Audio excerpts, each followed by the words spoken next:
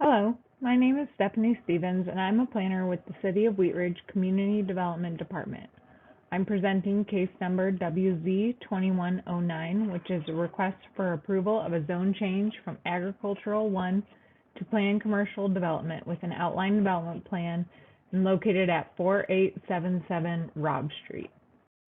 The property is outlined in red on the screen and is located on the west side of Robb Street between I-70 Frontage Road and approximately West 50th Avenue.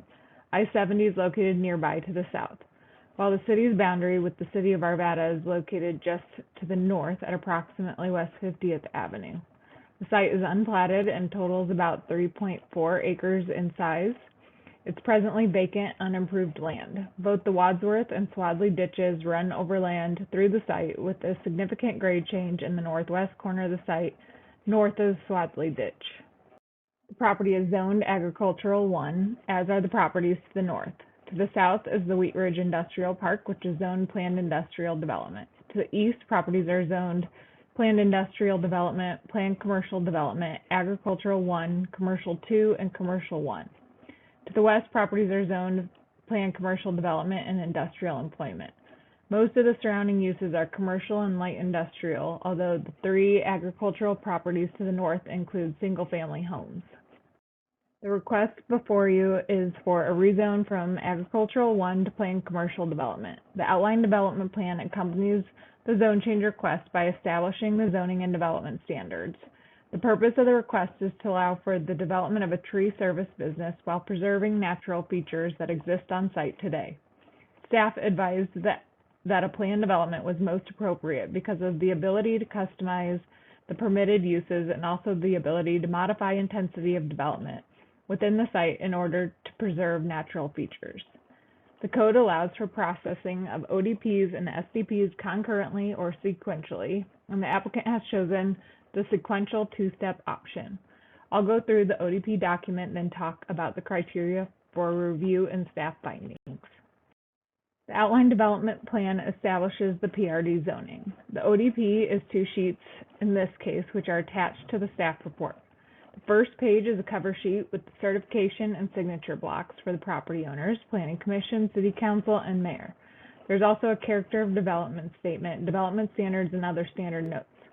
The second page includes the permitted uses and conceptual layout of the property, including access, open space, and planning areas.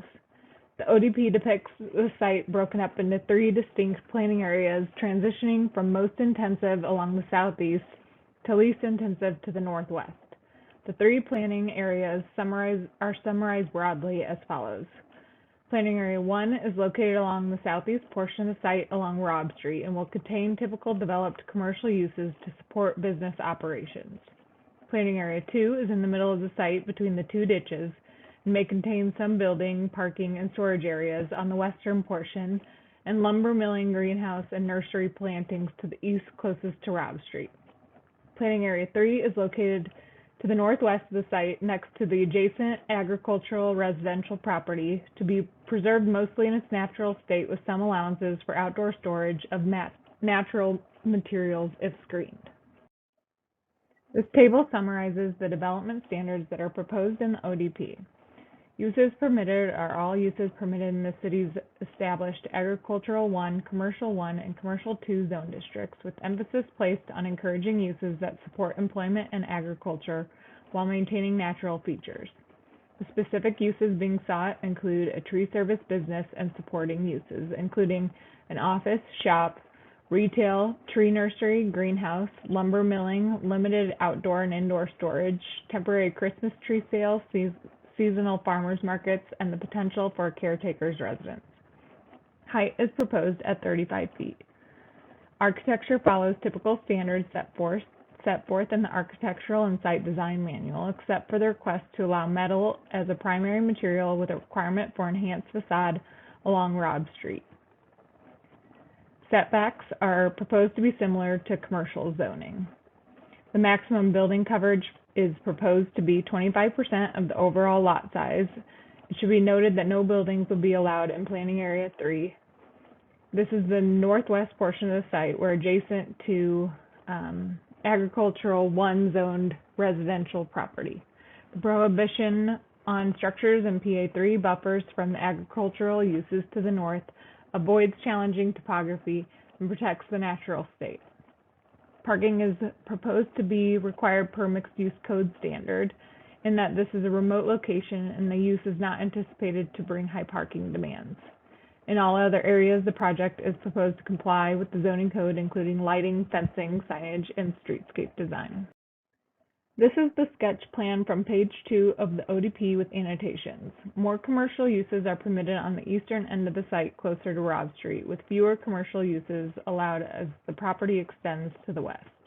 The primary office building and shop for tree service business, as well as any major improvements such as paved parking areas and detention, will be located in Planning Area 1 and will be oriented along Robb Street. The potential caretaker's residence could also be located in Planning Areas 1 or 2. 2 access points are proposed to serve the building from Robb Street. Vehicular access will be limited primarily to Planning Area 1 and potential for limited access to Planning Area 2 if or when the Wadsworth ditch is piped underground, with the other planning areas to be mostly preserved in their natural state. The ditches provide a natural transition between planning areas, along each ditch will be preserved for wildlife movement. The Wadsworth ditch is furthest south, located between planning areas 1 and 2, and will likely be piped in the future with support of the ditch company. The Swadley ditch to the north is anticipated to remain unpiped and in its natural state, with a new ditch crossing to provide access via skid steer.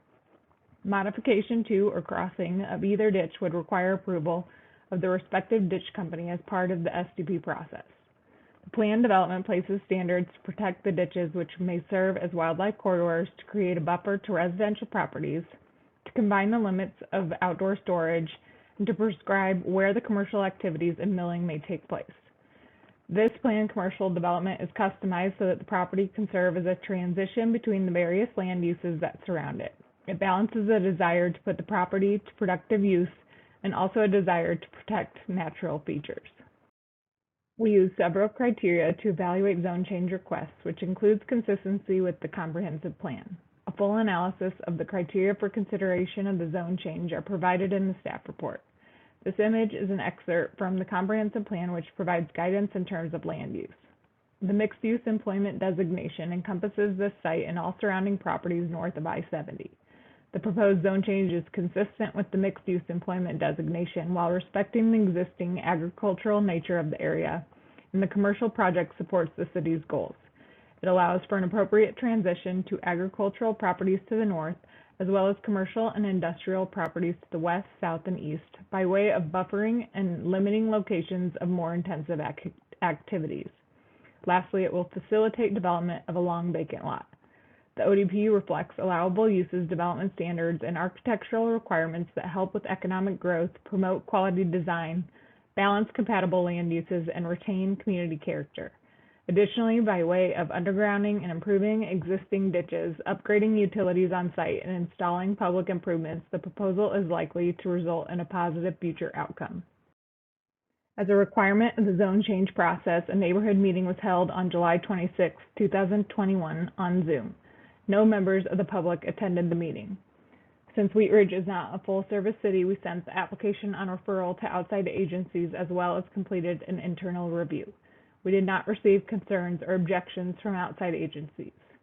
Before the hearing, the property was posted for 15 days and letters were sent to property owners and residents within a 600-foot radius. Comments collected on Wheat Ridge Speak will be reviewed by the Planning Commission and entered into the public record. Staff finds the zone change request meets the criteria. It allows for compatible and balanced land use, it complies with the comprehensive plan, and it promotes economic growth and quality design. All agencies conserve the property, and the proposal is in line with criteria for a zone change to plan development. Ultimately, staff is recommending approval of the request. Planning Commission will recommend a decision to City Council, who will also review the ODP. If City Council approves the ODP, the zone change is approved and the applicant can move forward with a specific development plan and plat. That concludes my presentation. Thank you.